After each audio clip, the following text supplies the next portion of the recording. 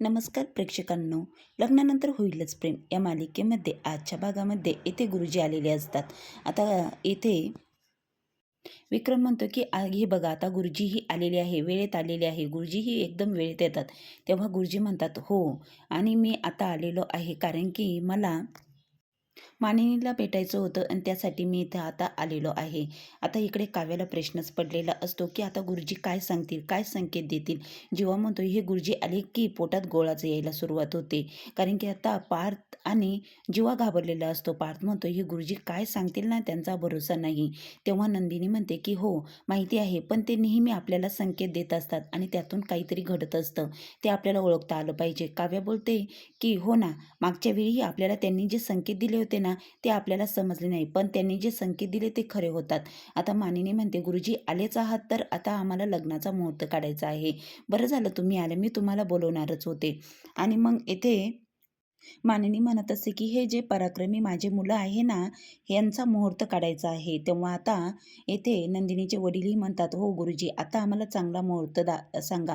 आता यांचं लग्न लावायचं आहे. तेव्हा गुरुजी म्हणतात, हो, यांचं लग्न नीट व्यवस्थित पार पडेल आणि यांचा मुहूर्त मी तुम्हाला सांगणार आहे. तेव्हा आता गुरुजी म्हणतात, ठीक आहे, पण मला खास करून आता रम्या आणि वसुंधराशी बोलायचं आहे. तेव्हा वसुंधरा म्हणते, गुरुजी तुम्हाला काय बोलायचं आहे माझ्या?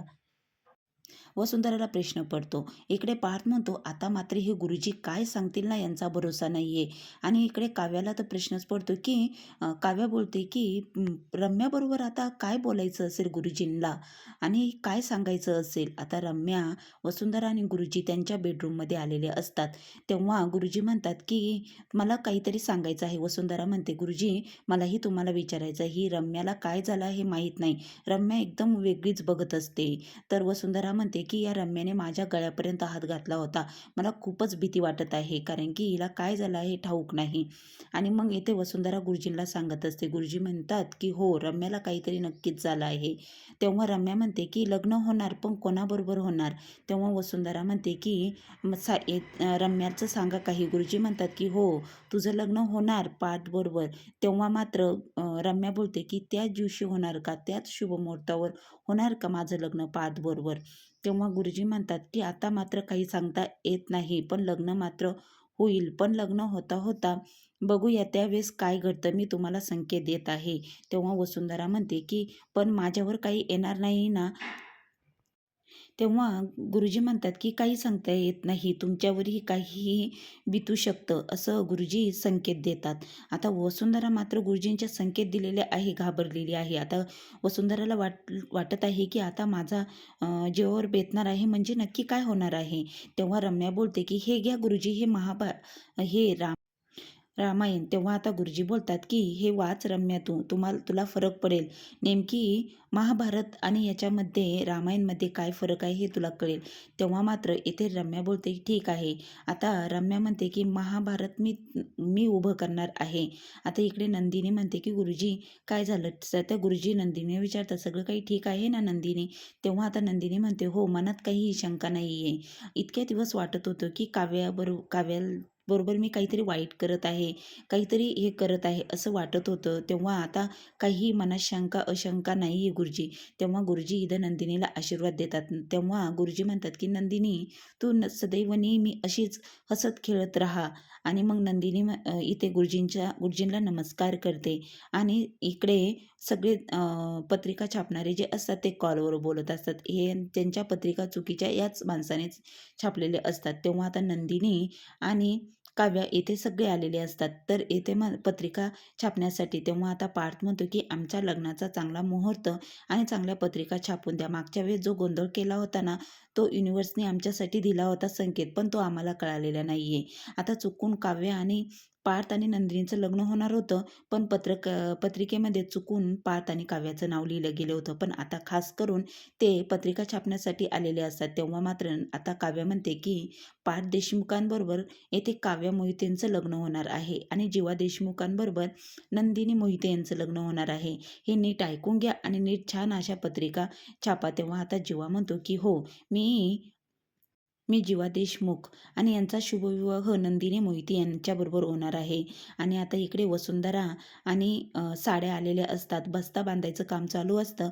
इथे रम्या आणि सगळेजण साड्या बघत असतात. काव्या आणि पार्थ दोघेही येतात. तेव्हा काव्या म्हणते, मला साडी घेण्यासाठी मदत करा. कुठली साडी घेऊ? पार्थ म्हणतो, या बायकांमध्ये माझं काय काम आहे, तू जा. आणि मग इकडे नंदिनीचंही तेच होत असतं. नंदिनीलाही जीवाच्याच पसंतीची साडी घ्यायची असते. रम्या म्हणते, हे बघा, या आल्या आमच्या नवऱ्या, ही आहे आमची नवरी, हिच्या पसंतीच्या साड्या दाखवा. नंदिनी म्हणते, हो, पण सगळ्यांसाठीच साड्या दाखवा. तेव्हा आता काव्य ही आलेली असते. तेव्हा इथे रम्या बोलते की ही आहे दुसरी नवरी, हिच्यासाठी छान अशा साड्या दाखवत. आता काव्या पार्थच्या आवडीनिवडीची साडी घ्यायची असते. इकडे पार्थ तिला खुणवत असतो कोणत्या रंगाची साडी घ्यायची, आणि चुकून रम्याचं लक्ष तिकडं जातं. आणि रम्यानेही बघितलेलं असतं आणि मानिनीने देखील हे बघितलेलं असतं की लपून चोरून हे काव्य आणि पार्थ एकमेकांना खुणवत आहे आणि जीवानंदिनी सुद्धा एकमेकांना खुणवत आहे. तेव्हा मानिनी म्हणते, अगदी डिक्टोटिक त्यांच्या वडिलांवर गेलेले आहे, विक्रमवर, तेही असेच आहे. आणि मग इथे जीवा बोलतो की नाही, मी मखाना खात आहे. तेव्हा पार्थही तसंच काहीतरी कारण देतो. तेव्हा मात्र आई बोलते की अरे चला, मला माहिती आहे तुम्ही काय करत आहात, चला या इकडे, बसा इथे. आणि मग येथे वसुंधरा म्हणते, हो, विक्रमनीही असंच केलं होतं, तुला आठवतं ना मानिनी, विक्रमने तुमच्या बस्त्यामध्ये काय केलं होतं? तेव्हा वसुंधराने तो किस्सा सांगत असते. आणि मग पार्थ म्हणतो की मी नाही. तेव्हा आता पार्थला मानिनीने साड्या बघण्यासाठी बोलवलेलं असतं आणि तो काव्याला साडी चॉईस करायला मदत करत असतो. आणि मग येऊन बसतो. काव्य म्हणते, काव्य लाजते आणि पार्थच्या पसंतीची साडी बघायला सुरुवात करते. पण आता इकडे साडी चॉईस करत असतात. वसुंधरा म्हणते की बघ, आता मात्र इथे मानिनी विक्रमने सुद्धा तेच केलं होतं. साड्या बसत्याच्या वेळेस तेच आता हे मुलं विक्रमचीच नकल उतरवत आहे. खरं अगदी बापावर गेलेले आहे. मानिनी म्हणते, हो, अगदी बापावरच गेलेले आहे हे, आणि यांच्यासारखंच वागत आहे. चला लबाडांनो, बसा आता, ज्याच्या त्याच्या बायकोला साडी पसंत करू लागा. आणि मग येथे मानिनीने त्या पार्थ आणि जीवाला बोलावून घेतलेलं असतं आता काव्य आणि नंदिनीला साडी चॉईस करण्यासाठी. आता जीवाही आलेला असतो आणि नंदिनीसाठी साडी चॉईस करत असतो. अगदी छान प्रकारे इथे बसता त्यांचा पार पाडत असतो. इकडं मग पुढील भागामध्ये आता रम्या मोठं महाभारत घडवणार आहे आणि इथे काव्य आणि नंदिनी एकमेकांच्या गळ्यात पडतात. म्हणतात की आपल्याला छान अशा साड्याही आपल्या झालेल्या आहे. आता खरंच असं विश्वासच बसत नाही आहे की आपलं लग्न थाटामाटात पार पडणार आहे आणि दोघी एकमेकींच्या गळ्यामध्ये पडतात. पण आता इकडे पुढे रम्या मात्र असं काहीतरी कारस्थान, असं काहीतरी महाभारत उभं करणार आहे. आणि काय महाभारत आता रम्या इथे उभं करणार आहे? आता मात्र पत्रिकाही छापून घरी आलेल्या आहे. आणि मग वसुंधरा आणि जीवा आणि पार्थ हे पत्रिकांचं पार्सल घेतलेलं असतं. आता पुढील भाग अगदी जबरदस्त ट्विट्स आहे, बघायला विसरू नका.